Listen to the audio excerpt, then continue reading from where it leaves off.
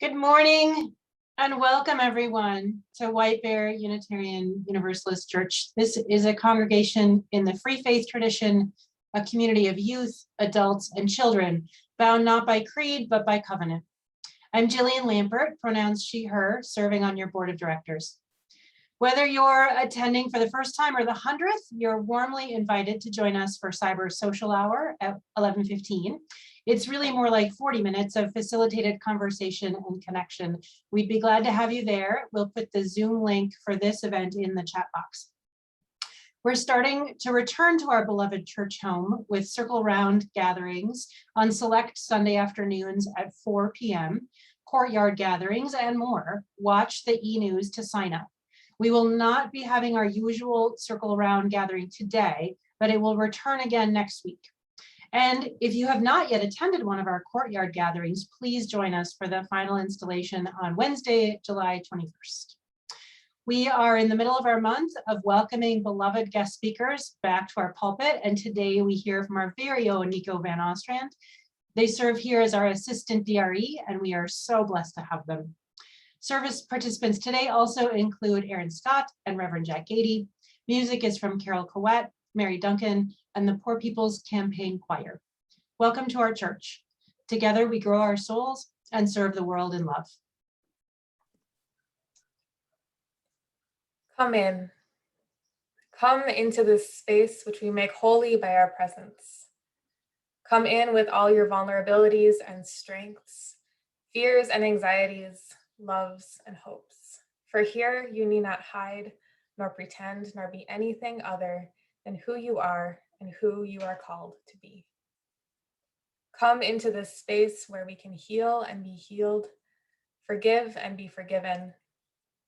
Come into this space where the ordinary is sanctified, the human is celebrated, the compassionate is expected. Come into this space.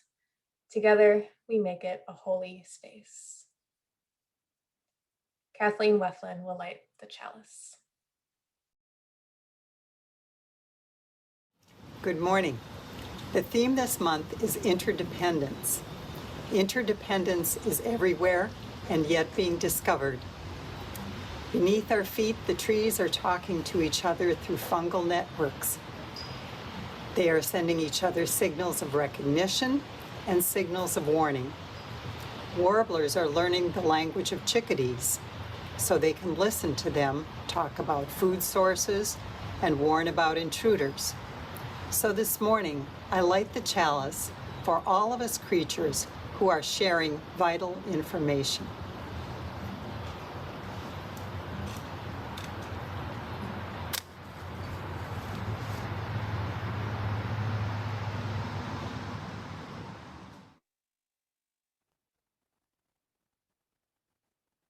Please join me in the opening words. Love is the spirit of this church, and service is its law. This is our great covenant, to dwell together in peace, to seek the truth in love, and to help one another. Our opening hymn this morning is number 318 from the Gray hymnal, We Would Be One. Please join me.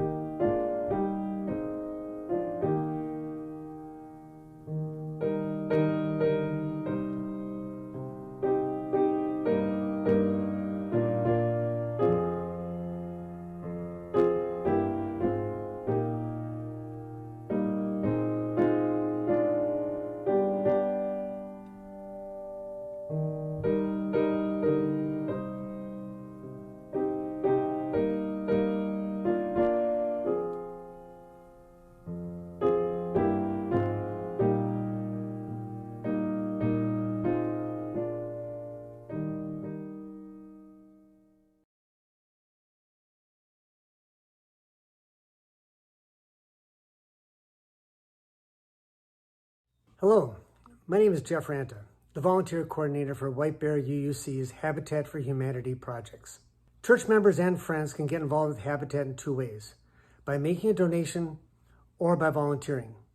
Each year, we send a crew of volunteers to a Twin Cities Habitat for Humanity project, and we send a donation to financially support that project. That money comes from your generosity. This week is a special collection for Habitat for Humanity, and I ask you to be generous towards supporting our efforts. And please consider volunteering with Habitat by working one or more days, August 23rd to the 25th, with White Bear UUC. No building experience is necessary. In 2019, we sent 17 volunteers to work on a Habitat house. Thank you, all those past volunteers. If you're interested in volunteering, please contact me using the information in the chat box. Thanks.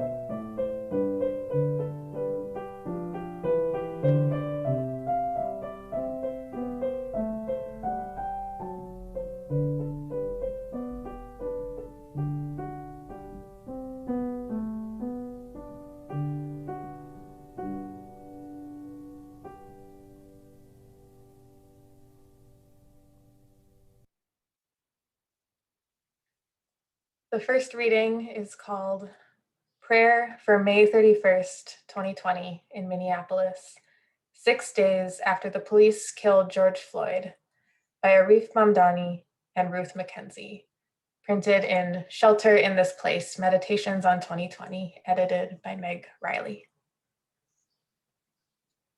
Spirit of life and love, God of freedom and fire.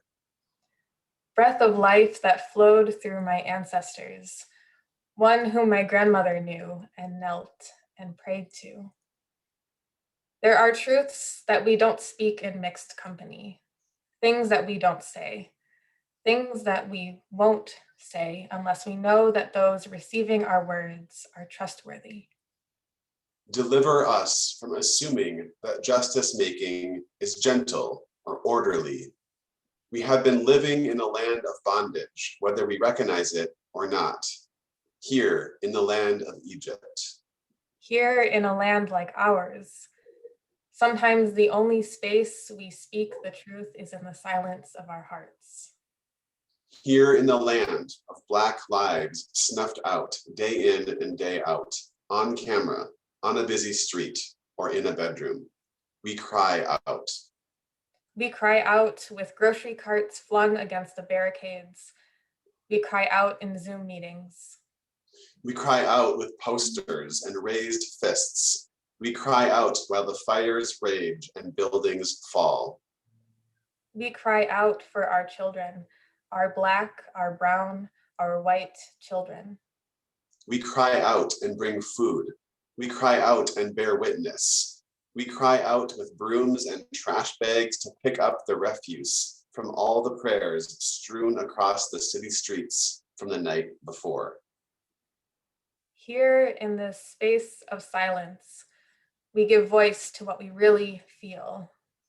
What we truly feel is rage, is a longing for the sharp knives of judgment to be wielded, for justice to cut out the heart of white supremacy, to cut out a system that takes our breath away.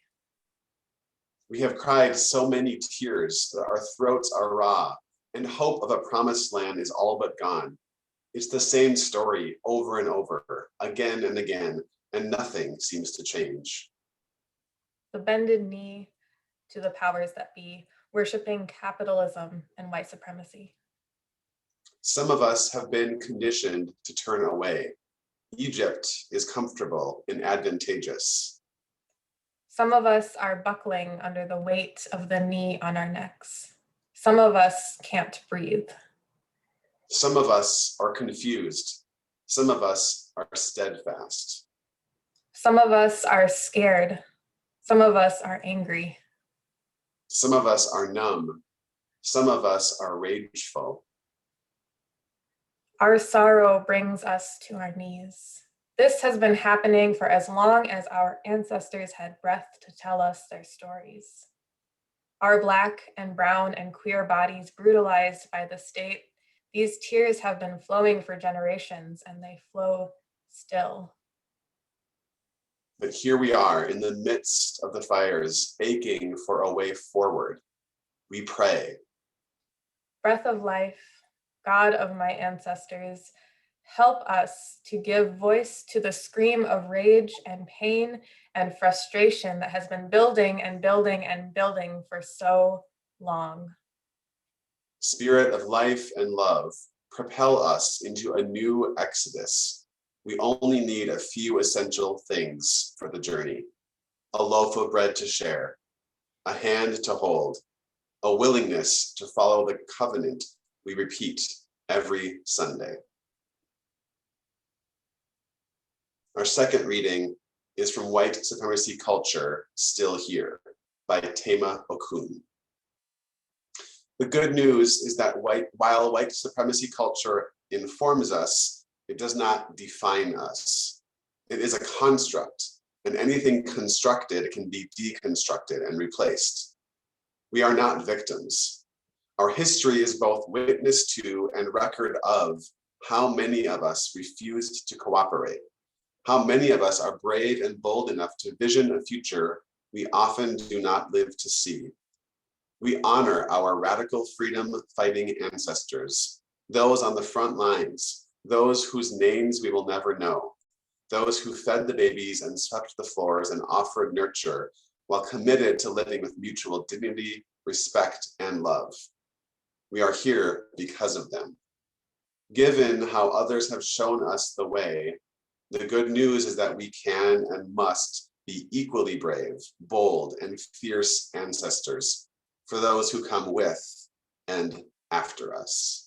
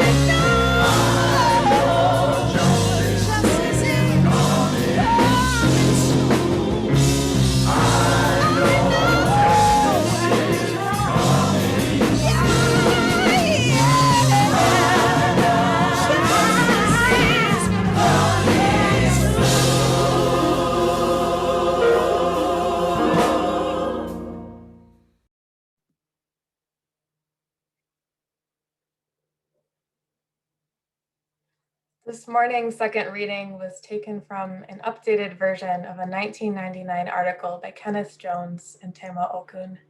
The article outlines characteristics of white supremacy culture, complete with examples of the ways these characteristics show up, particularly in workplaces and other institutions.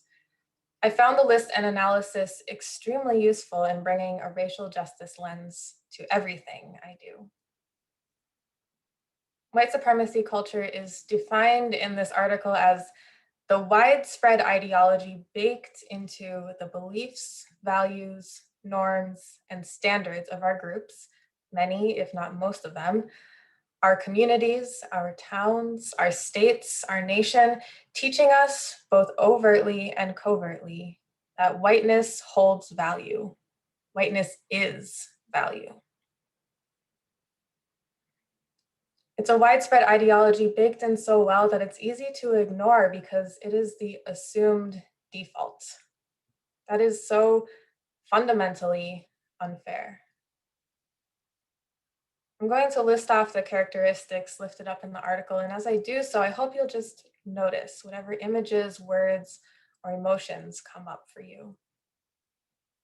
So according to Jones and Okun, the characteristics of white supremacy culture are fear, perfectionism, the idea that there's only one right way to do things, paternalism, objectivity, qualified, as in credentialed and having a right to fix or save or even just be in the room, binary either or thinking, a focus on progress or quantity over quality, worship of the written word, individualism, belief that I'm the only one who can do it,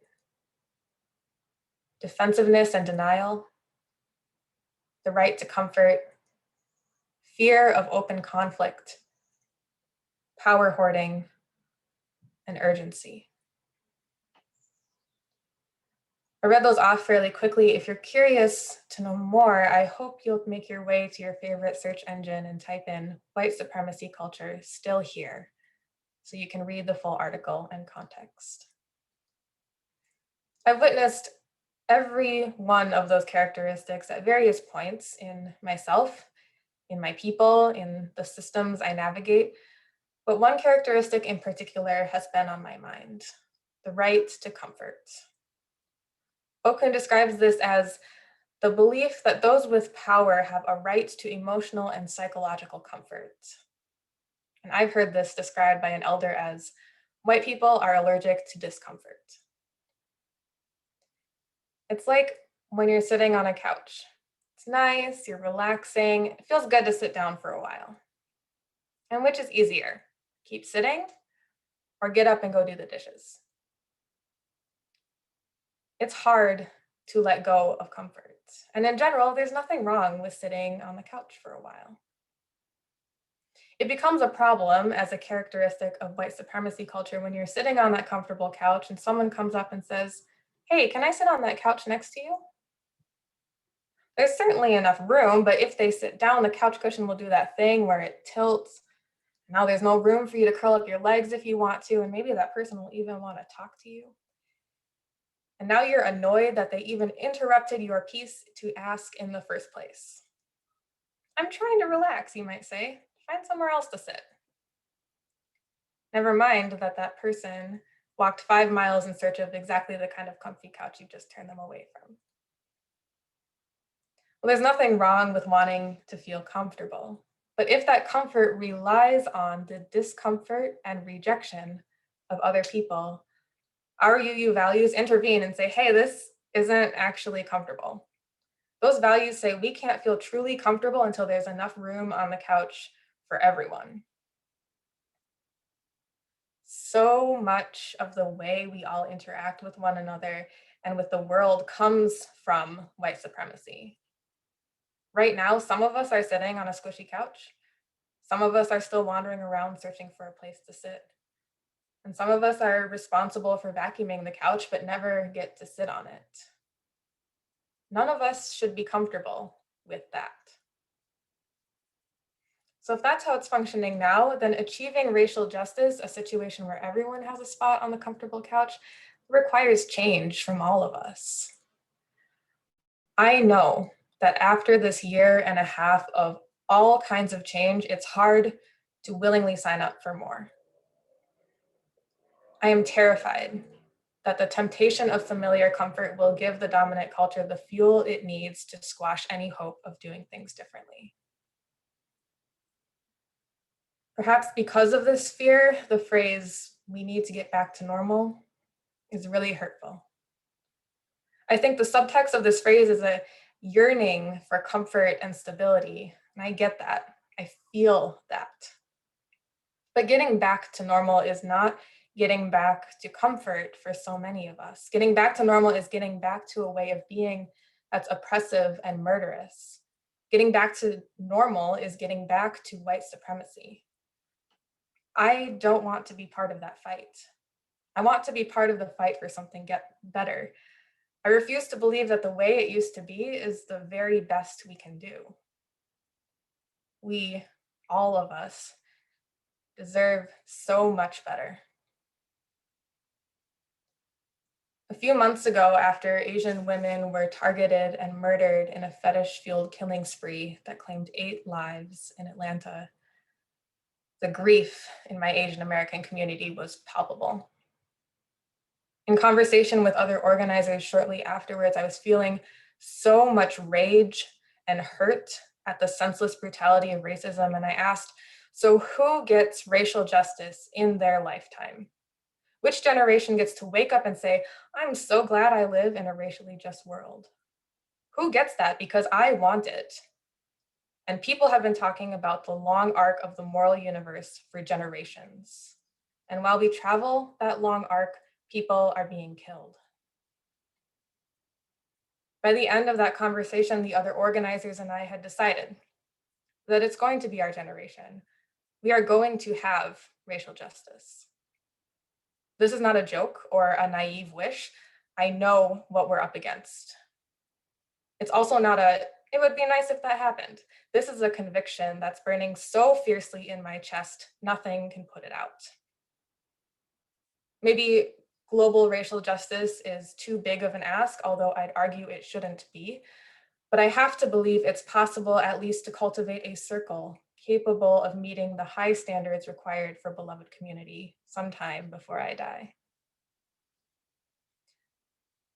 But as it is, the right to comfort requires us, BIPOC, to code switch into a watered down, palatable version of ourselves while simultaneously ignoring the systems that require this of us in the first place.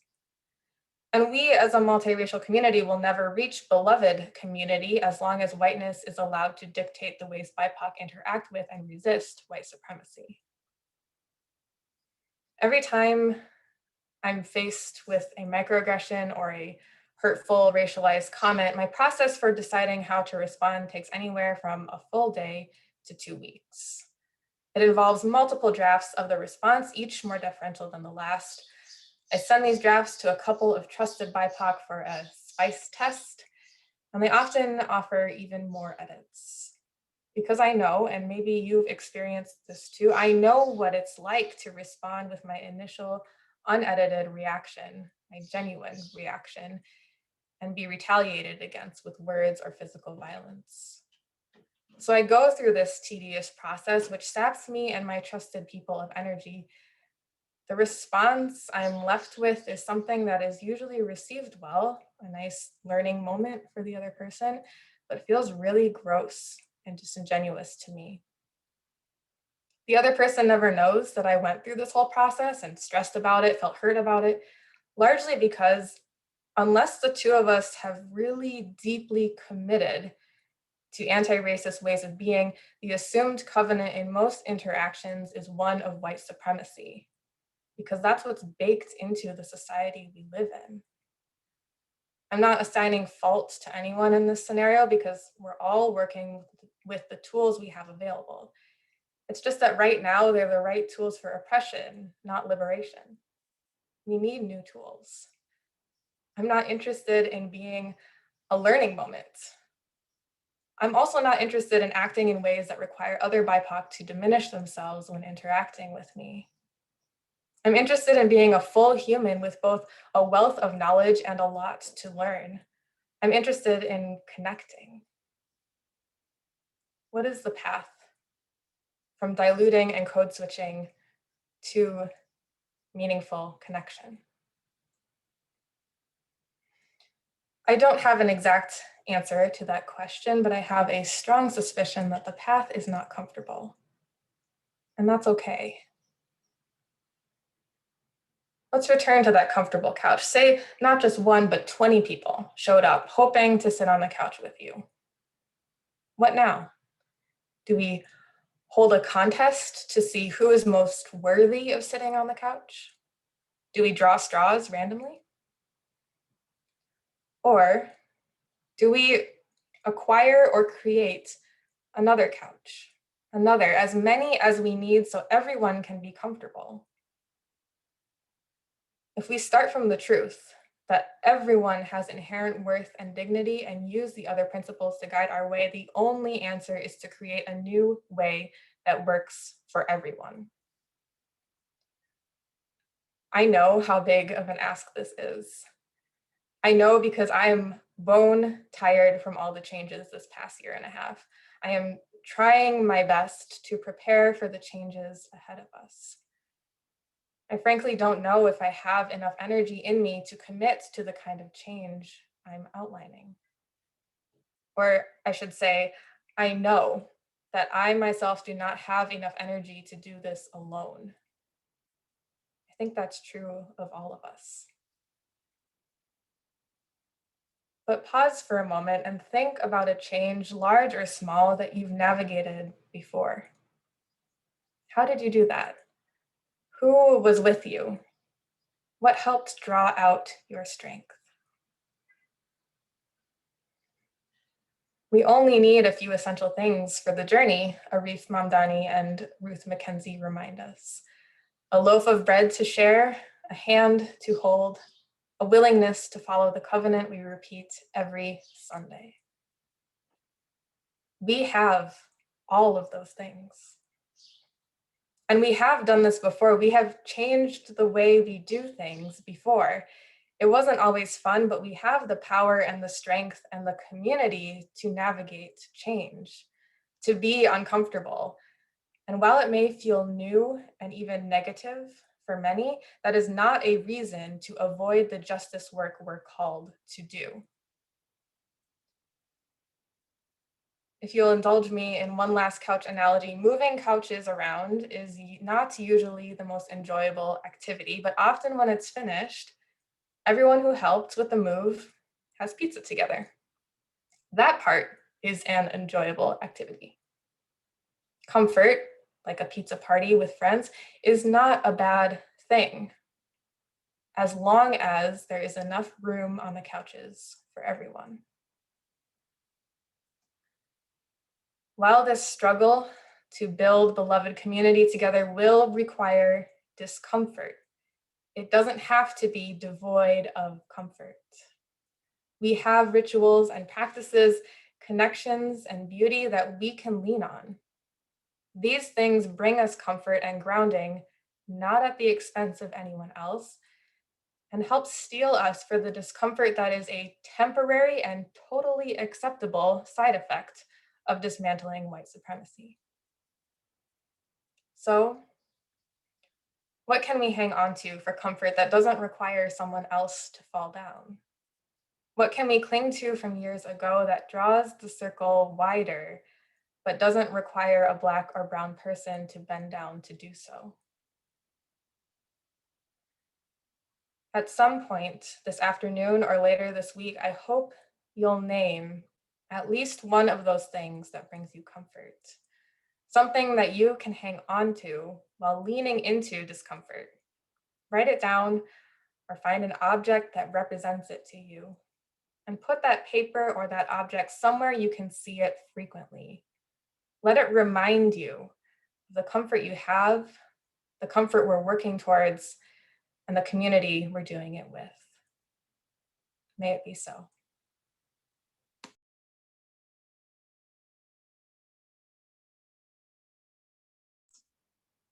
Please join me in a spirit of prayer and meditation.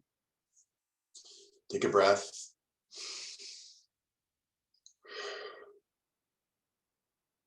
Settle into a communal comfort that is still pointed toward bold action as we hear the end of the prayer written last summer by my colleagues Ruth Mackenzie and Arif Mamdani, edited slightly for us today.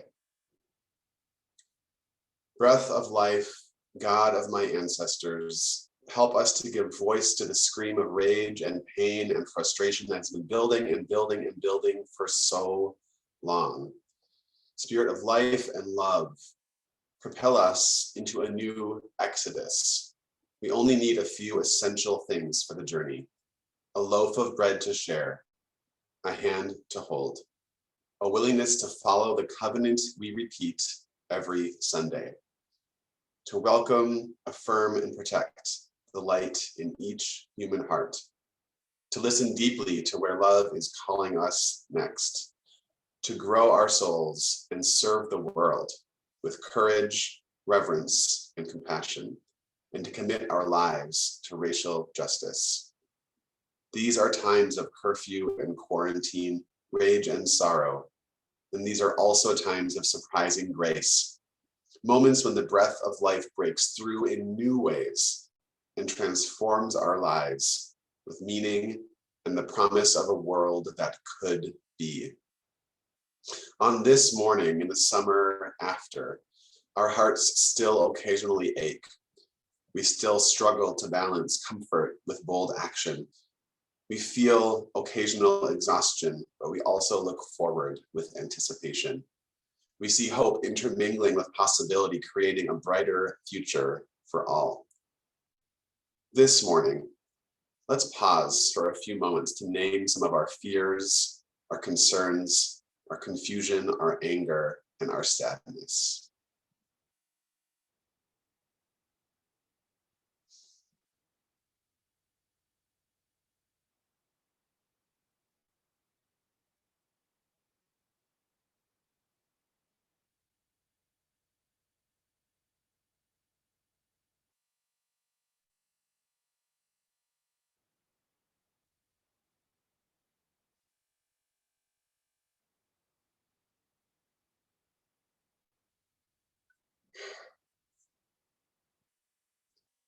May the grip of addiction be loosened. May the weight of oppression be lightened. May grief be shared. May joy break through. And may love make every suffering bearable for us all. Please join me in our closing hymn, Wo Ya Ya, number 1020 from the Teal Hymnal.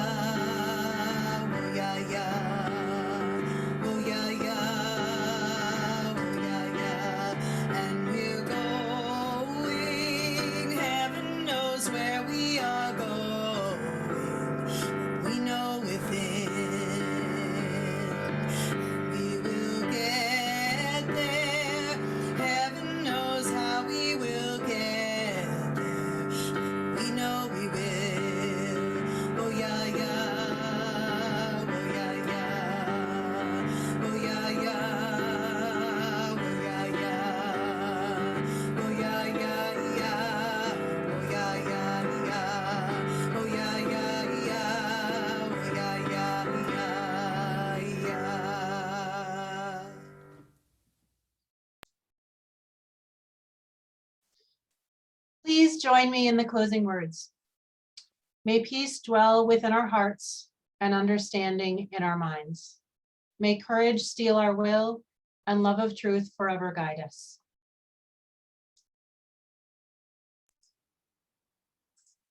Friends, thank you for being here today. Whether you are a new visitor or a veteran attender, you are warmly invited to attend our cyber social hour beginning at 11:15. The link for that social hour will be in the chat box. Also, please be sure to mark your calendar for Sunday, July 25th, when the congregation will say a loving and heartfelt farewell to Reverend Victoria. Immediately following the 10 a.m. worship service, it will take place on Zoom at 11 during the usual cyber social hour slot. We are sending you love from all of us today at all of our locations. Be well, everyone.